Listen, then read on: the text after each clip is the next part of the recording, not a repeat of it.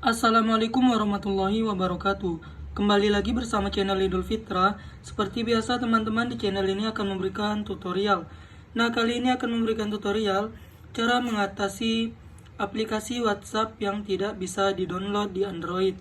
Oke, sebelum masuk ke tutorialnya, bagi teman-teman yang belum subscribe channel ini boleh dibantu subscribe dan jangan lupa aktifkan tanda loncengnya. Nah, di sini teman-teman, ketika kita mau mendownload WhatsApp di Play Store, WhatsApp yang resmi itu tidak bisa, teman-teman.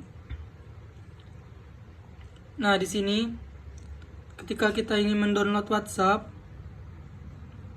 itu tidak bisa, teman-teman. Nah, gimana sih cara mengatasinya? Permasalahannya itu, teman-teman, bisa jadi karena memori teman-teman itu full.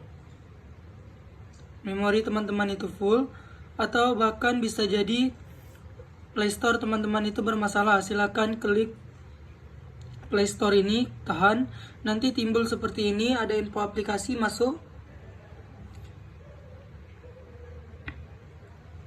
Nah, di sini teman-teman langsung saja teman-teman itu klik bagian izin aplikasi ini, teman-teman.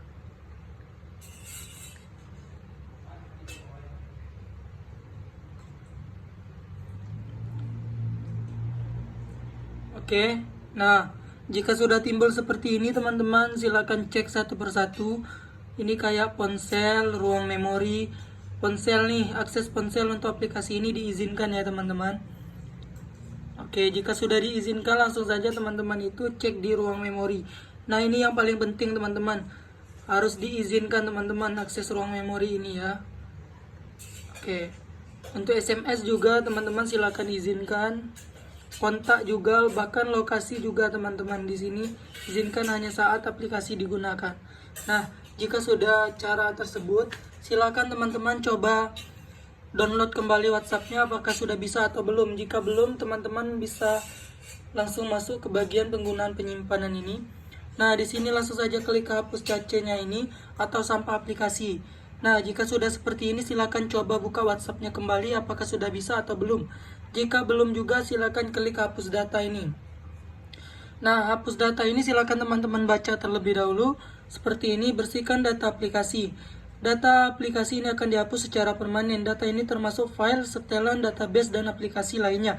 Jadi teman-teman, jika kita menghapus data aplikasi, berarti Google Play Store kita nanti dari penelusurnya akan hilang semua, teman-teman. Jadi seakan-akan baru gitu, dalam keadaan baru aplikasi Play Store kita nanti bersih gitu.